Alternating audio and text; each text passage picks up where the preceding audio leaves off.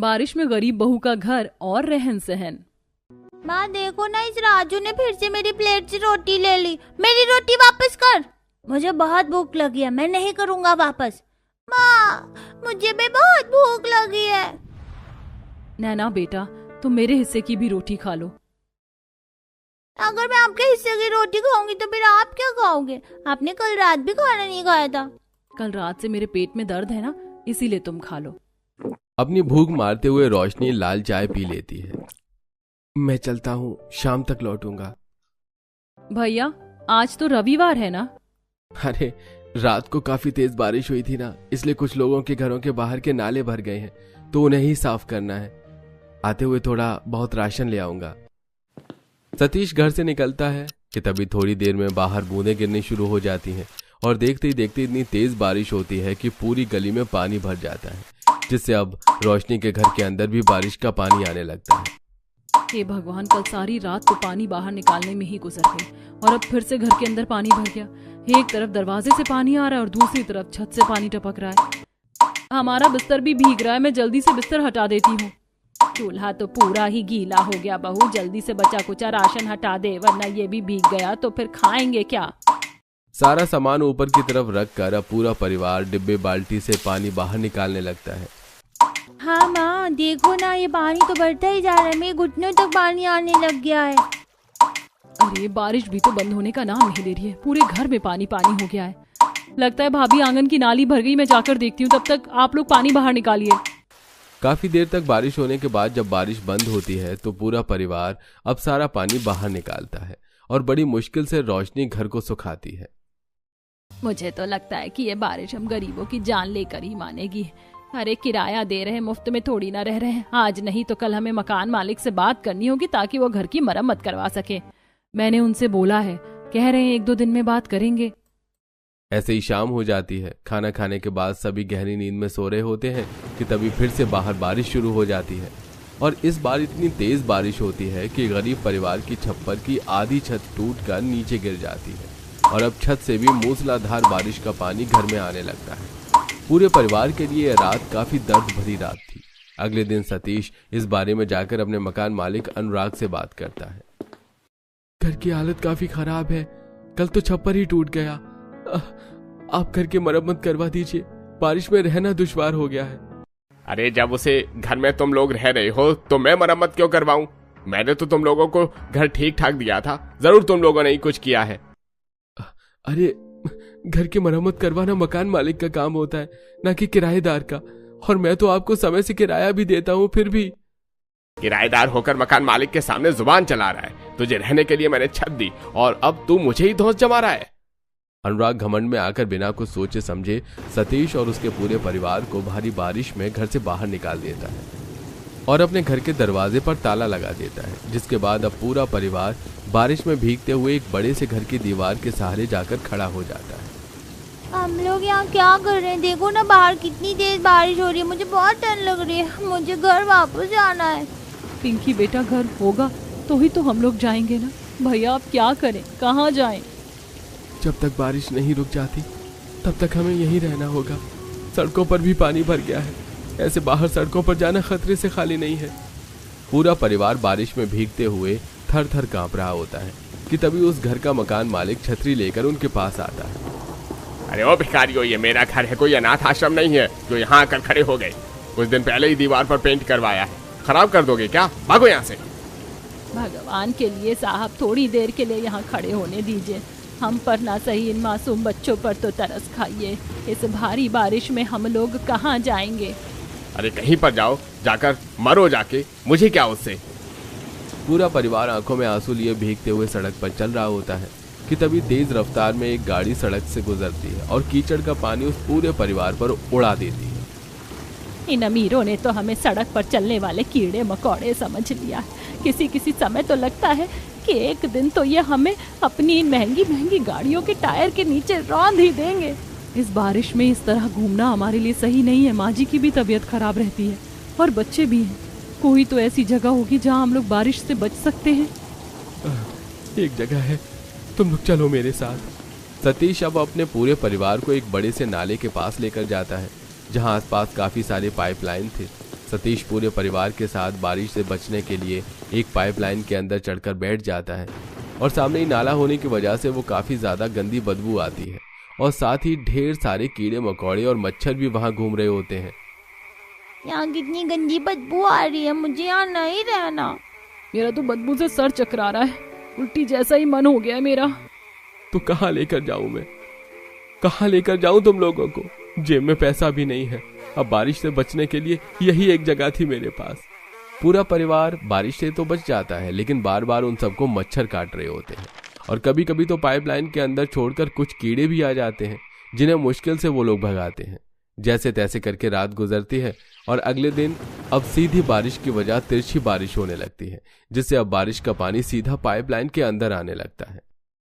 अरे बेटा कुछ तो कर, अब तो पाइपलाइन के अंदर पानी आने लग गया है।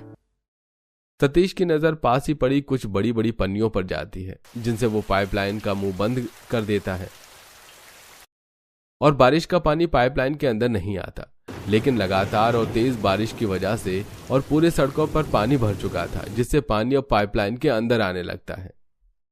बाबा देखो पानी कैसे बढ़ रहा है, यहाँ बाहर तो नहीं आ गई है। पानी के बढ़ते स्तर को देखकर तो ऐसा ही लग रहा है, चलो यहाँ से निकलते हैं। पूरा परिवार जल्दी से उस पाइपलाइन के अंदर से निकलता है और अब बारिश में फिर से भीगते हुए आगे बढ़ता है। थोड़ी दूर पर रोशनी को एक रेलवे स्टेशन दिखाई देता है, जिसे देखकर वो वहां चले जाते हैं। थोड़ी देर के लिए सही, लेकिन बारिश से तो बचे और यहाँ ज्यादा गंदगी भी नहीं है। जब तक बारिश नहीं रुक जाती तब तक हमें यहीं कहीं रहना होगा। मैं आसपास कुछ देखता हूँ जिससे हम यहाँ रहने का बंदोबस्त कर लेंगे। सतीश आसपास थोड़ा ढूंढता है और उसे कुछ बोरे और बड़ी बड़ी पन्नियां मिल जाती हैं, जिससे वो एक छोटी सी झोपड़ी बनाकर अपने परिवार के साथ इस प्लेटफॉर्म पर रहने लगता है। पूरा परिवार अपनी झोपड़ी में बैठा ही होता है कि तभी वहां 2 रेलवे अधिकारी आते हैं। ये तुम लोगों की बाप की जगह है क्या, जो यहाँ पर आराम फरमा रहे हो? हमें यहाँ रहने दीजिए साहब, बाहर बारिश हो रही है और हमारा घर नहीं है। जब बारिश रुक जाएगी तो हम चले जाएंगे। अरे घर नहीं है तो ट्रेन के सामने कूद कर जान दे दो, लेकिन यहाँ रहने की कोई जरूरत नहीं है। निकलो यहाँ से, वरना हम पुलिस को बुला लेंगे। कर्मचारी के कहने पर भी जब सतीश का पूरा परिवार नहीं जाता है तो कर्मचारी पुलिस को बुलाते हैं और पूरे परिवार को वहां से भगा देते हैं, जिसके बाद अब पूरा परिवार तेज बारिश में एक पेड़ के नीचे बैठा होता है। लगातार बारिश में भीगने की वजह से पिंकी और राजू की तबीयत काफी ज्यादा बिगड़ जाती है।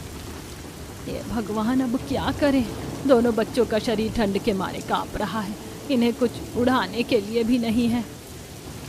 माँ जी मुझे यहाँ थोड़ी दूर पर ये छतरी मिली है, इससे बच्चों को ढक देते हैं। सारी गलती मेरी है, अगर किसी अच्छी जगह काम करता तो आज मेरे परिवार को ये परेशानी नहीं देखनी पड़ती। पता नहीं भगवान ने हमारे किस्मत में और कितने दुख लिखे हैं। 2 दिन हो गए थे, पूरा परिवार के पेट में एक भी अन्न का दाना नहीं गया था। कलावती आसपास गाय के लिए रखी रोटी को लाकर अपने पूरे परिवार को खिला रही थी। ऐसे ही एक दिन और बीत जाता है। आज बारिश थोड़ी देर के लिए बंद थी, इसलिए पूरा परिवार आगे बढ़कर रहने के लिए कोई जगह ढूंढ रहा होता है। तभी उनकी नजर एक छोटी सी चाय की दुकान पर जाती है, जहां एक बूढ़ी औरत कुर्सी पर बैठे हुए सो रही होती है।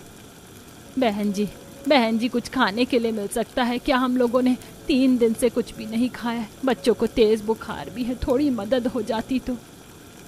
ये तो उठ नहीं रही है, उठिए, हम आपसे बात कर रहे हैं। उस औरत के न उठने पर जब रोशनी उसे छूकर देखती है तो उसे पता चलता है कि वो औरत मर चुकी है। हे भगवान, ये औरत तो मर गई, लेकिन कैसे मरी? इनका शरीर काफी तप रहा है, लगता है ये बुखार से मर गई और शायद उनका कोई है भी नहीं। सतीश इंसानियत दिखाते हुए उस बुढ़िया का अंतिम संस्कार कर देता है। अब पूरा परिवार छोटी सी दुकान में ही बारिश से बचते हुए रहता है। रोशनी ज्यादा देरी न करते हुए उस दुकान पर अब चाय बनाती है और आ रहे ग्राहकों को भी देना शुरू कर देती है, जिससे उन्हें थोड़े पैसे मिलते हैं और आज पूरा परिवार भरपेट ठीक से खाना खा पाता है। भाभी एक दिन चाय बेचकर हमने कम से कम अपने पेट तो भर ही लिया। मैं तो सोच रही हूँ कि हम पकौड़े वगैरह भी बेचना शुरू कर देते हैं। बारिश का मौसम है तो लोग तो खाने के लिए आएंगे ही। मैं भी यही सोच रही थी, कम से कम 2 वक्त की रोटी का इंतजाम तो हो जाएगा। अब दोनों नंद भाभी चाय के साथ पकौड़े बनाकर बेचती हैं, जिससे उनकी ठीक ठाक कमाई होने लगती है। कुछ दिनों में जब बारिश रुकती है तो अब सतीश की भी एक ठीक जगह पर नौकरी लग जाती है, जिससे वो जल्दी अब एक अच्छा किराए का घर ले लेते हैं। तो वहीं नंद भाभी भी अब चाय पकौड़े के काम को जारी रखती हैं। आंधी तूफान में भी छत पर सोने वाला गांव। उत्तराखंड में बसा एक छोटा सा गांव था। वहाँ के लोग सादगी से रहते, मेहनत से कमाते और दिल से रिश्ते निभाते। लेकिन इस गांव की एक आदत पूरे इलाके में मशहूर थी। यहाँ हर घर के लोग छत पर ही सोते थे, चाहे कितनी भी तेज आंधी हो, तूफान हो या मूसलाधार बारिश ही क्यों न हो। बगल के गांव वालों को ये बात बड़ी अजीब लगती थी कि जब बारिश के मौसम में हर कोई अपने घर के अंदर दुबका होता है, तो वहीं इस गांव के लोग टीन की चादरें या मोटे पॉलिथीन बिछाकर छत पर ही सोते थे। ऐसा क्यों था, ये जानने के लिए चलिए कहानी में आगे बढ़ते हैं। आखिर इतना बिल कैसे आ रहा है? थक चुका हूँ इस गांव के खर्चे उठाकर। अभी किसी एक को राशन या बिजली न मिले तो चढ़ जाओगे राशन पानी लेकर। मुखिया जी, हम जानते हैं अगर आप ना होते तो हमें ये बिजली भी नसीब ना होती, पर आप तो जानते हैं हम सभी गांव वाले कितने गरीब हैं। एक काम करो, बिजली बचाना शुरू कर दो। जब मैं मुखिया होकर अपने परिवार के साथ छत पर सो सकता हूँ तो तुम क्यों नहीं? आज से तुम सब भी छत पर सोओगे। कोई भी दिखा नहीं जाना चाहिए नीचे सोता हुआ, वरना जानते हो ना उसका क्या हाल होगा। मुखिया की बात सुनकर सभी गांव वाले अपने अपने घर आते हैं और अपने घर का टीवी, पंखा, फ्रिज, कूलर सब बंद कर देते हैं। माँ, तुमने कूलर क्यों बंद कर दिया? कितनी गर्मी लग रही है। राजू, बिल बहुत ज्यादा आ रहा है और आखिर मुखिया जी भी कब तक हमारी मदद करेंगे? अगर वो ना होते तो पता नहीं हम गांव वालों का क्या होता। इसीलिए अब से हमें बिजली बचानी है। बिल्कुल सही कह रही हो नेहा बहू, मैंने भी सोच लिया मैं भी अपने घर की बिजली बचाऊंगी। आखिर छत पर सोने में परेशानी ही क्या है, जब लाइट नहीं हुआ करती थी तभी तो सब गांव वाले छत पर ही सोया करते थे। मुखिया की बात सुनकर सभी गांव वाले बिजली बचाने के लिए छत पर सोने का फैसला करते हैं। अब रात को सभी लोग अपना बिस्तर लेकर छत पर आते हैं, जहाँ काफी अच्छी हवा चल रही होती है और सब अपना बिस्तर लगाते हुए आपस में बातें करते हैं।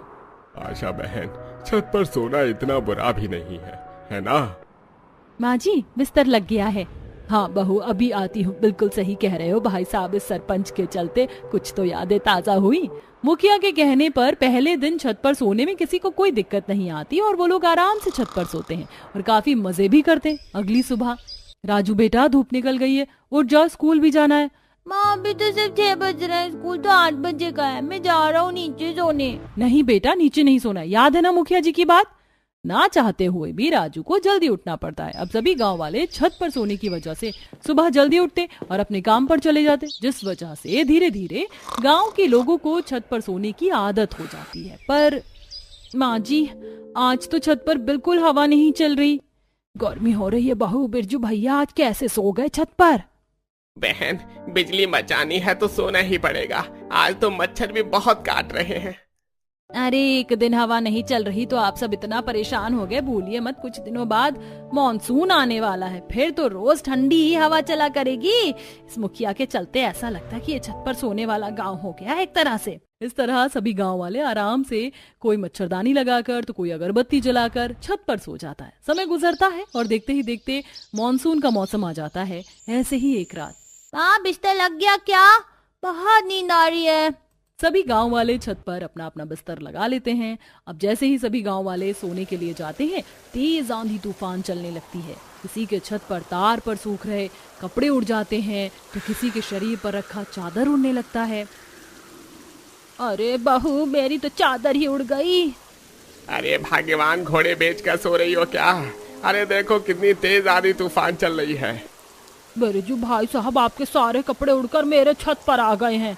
माँ, कितनी तेज आंधी तूफान चल रही है, मेरी आंखों में मिट्टी चली गई। नीचे चलो आज। बेटा, ये थोड़ी देर आंधी तूफान चलेगी, तुम आंख बंद करके लेट जाओ। तेज आंधी तूफान चलने के बाद भी सभी गांव वाले चादर को कस के पकड़कर सो जाते हैं और अगली सुबह जब उठते हैं तो छत पर खाली धूल, मिट्टी और गंदगी होती है। यहाँ तक कि एक दूसरे की छत का सामना भी एक दूसरे के छत पर होता है। ये सब देख मुखिया की माँ उमा अपने बेटे से कहती है, तेरी वजह से सभी गांव वाले बेचारे आंधी तूफान में रात भर छत पर सोए हैं। अरे निकम्मा, तू अपना फायदा करने के लिए क्यों गांव वालों को लूटता है? इनका बिल 1000 आता है तो तू इनसे 1500 रुपए लेता है। इतनी बेईमानी करना सही नहीं। अगर अच्छा बनकर इस गांव में रहने लगा तो हमारे ही खाने को लाले पड़ जाएंगे। इन गांव वालों के पैसे से ही तो हमारा घर चलता है। अजी थोड़ी तो शर्म कीजिए, जिन गांव वालों से हमारा पेट भर रहा है आप उन्हीं के साथ इतना गलत कर रहे हैं। आंधी तूफान में लोगों को घर में होना चाहिए, आप छत पर सुला रहे हैं। सिर्फ मेरा घर ही नहीं, मेरा पूरा गांव मेरे हिसाब से चलता है, इसलिए तुम अपना मुंह बंद कर रखो। माँ और बीवी के समझाने पर भी मुखिया नहीं मानता, तो वहीं गांव वाले भी मुखिया के कहने पर आंधी तूफान में भी छत पर सोते हैं। ऐसे ही एक रात। अरे सोनिया बेटा, छत के किनारे पर मत जा, बहुत तेज बारिश आंधी तूफान चल रही है, कहीं उसके साथ तू ना उड़ जाए। दादू मुझे कुछ नहीं होगा, देखो मेरे बाल कैसे हवा में लहरा रहे हैं और मेरी चुन्नी भी उड़ रही है, मुझे यहाँ खड़े होकर बहुत मजा आ रहा है।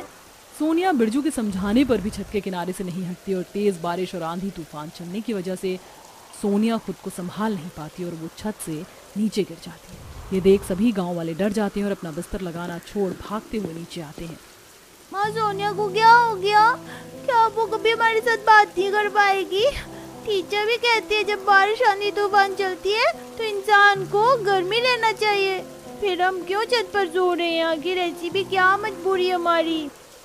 बेटा हमें तो वही करना होता जो मुखिया कहता। हमने मुखिया को कितना अच्छा समझा, पर उसे देखो, उसने तो अपने छत पर टीन लगवा रखा है। आंधी तूफान हो या बारिश, उसे छत पर सोने में कोई परेशानी नहीं है, पर हमारी छतें तो खुली हैं। आज इस आंधी तूफान की वजह से बेचारी सोनिया छत से गिरी है। पता नहीं आने वाले समय में हमें और क्या क्या देखना पड़ेगा। उस हादसे से सारा गांव डर जाता है और बिरजू सोनिया को अस्पताल ले जाता है, जहां उसकी जमा पूंजी सारी खत्म हो जाती है। समय बीतता है पर मुखिया को गांव वालों पर तरस नहीं आता और अभी वह गांव वालों को छत पर ही सोने की सलाह देता है। ऐसे ही एक रात जब तेज आंधी तूफान के साथ हल्की बारिश शुरू हो जाती है, जिस वजह से सभी गांव वाले अपना बिस्तर लेकर नीचे जाने लगते हैं और इसी बीच आशा का पैर फिसल जाता है। माँ जी आप ठीक तो हैं? आपको लगी तो नहीं? बहू अगर आज तू ना होती तो मेरा भी सोनिया जैसा हाल हो जाता। छत पर तेज आंधी तूफान के साथ बारिश हो रही है, नीचे हम सो नहीं सकते मुखिया के चलते। बहन अब तो हमें मुखिया से बात करनी पड़ेगी। आखिर कब तक हम गरीब आंधी तूफान बारिश से परेशान छत पर सोएं? कुछ अमीर लोगों ने तो अपने घर की छत पर टीन लगा रखा है, पर हमारा क्या? जो गांव वाले शुरू में छत पर सोकर खुश थे, अब वही गांव वाले परेशान हो रहे होते हैं। इसीलिए सभी मुखिया से बात करने उसके घर जाते हैं। मुखिया जी, इस आंधी तूफान में छत पर नहीं सोना, हमें बिजली जलाने की आज्ञा दे दीजिए। हमने बिजली लगवाई इसलिए थी ताकि इसका इस्तेमाल कर सके। अगर हम उसका इस्तेमाल ही नहीं करेंगे तो क्या फायदा घर में बिजली होने का? जानते भी हो बिजली महंगी हो गई है। पहले जो तुम्हारा बिल 1000 रुपए आता था, अब 2000 का आएगा। बोलो क्या तुम लोग मुझे महीने के 5000 दे पाओगे? मुखिया जी अब तो हर जगह बिजली है, कहीं इतना पैसा नहीं लगता जितना आप बता रहे हैं। अरे तुम्हें यही लगता है ना कि मैं तुम्हें ठग रहा हूँ, तो खुद एक महीने राशन और बिजली भर कर देखो। गांव वालों के कहने पर भी मुखिया उनकी मजबूरी को नहीं समझता। समय गुजरता है। एक रात जब मुखिया अपने पूरे परिवार के साथ छत पर टीन के नीचे सो रहा होता है तो तेज बारिश आंधी तूफान चलती है और उसका टीन हिलने लगता है। मुखिया अपनी माँ और बीवी के साथ बिस्तर लेकर साइड हो जाता है, पर जब तक मुखिया अपने बेटे को बचाने जाता है वो टीन उसके बेटे के ऊपर रह जाता है। मेरा बच्चा, ये सब कुछ आपके और आपके लालच की वजह से हुआ है। आज अगर मेरे बच्चे को कुछ भी हुआ तो मैं आपको छोड़ूंगी नहीं। कोमल और उमा टीन को हटाकर जल्दी से अपने बच्चे को अस्पताल ले जाती हैं, जहां उसकी हालत काफी गंभीर होती है। अगले दिन गांव वाले उसके बेटे को देखने अस्पताल आते हैं, जहां रोते हुए मुखिया सभी से कहता है, मैं तुम सभी गांव वालों से माफी मांगता हूँ। अरे मेरी वजह से सोनिया को चोट आई, मेरी वजह से आप सभी गांव वाले आंधी तूफान में छत पर सो रहे थे और इतनी मुसीबत का सामना कर रहे थे। जब आज मेरे बच्चे पर मुसीबत आई तो मुझे अपनी गलती का एहसास हुआ। अब से मैं किसी से पैसे नहीं लूंगा। आप सब अपना बिजली का बिल खुद भरना। आज मुखिया सभी गांव वालों से माफी मांगता है। अगले दिन से सभी गांव वाले आंधी तूफान में छत पर ना सोकर नीचे कूलर पंखा चलाकर सोते हैं और महीने में खुद बिजली दफ्तर जाकर अपना बिल भरते हैं और उन सभी को छत पर सोने से छुटकारा मिल जाता है।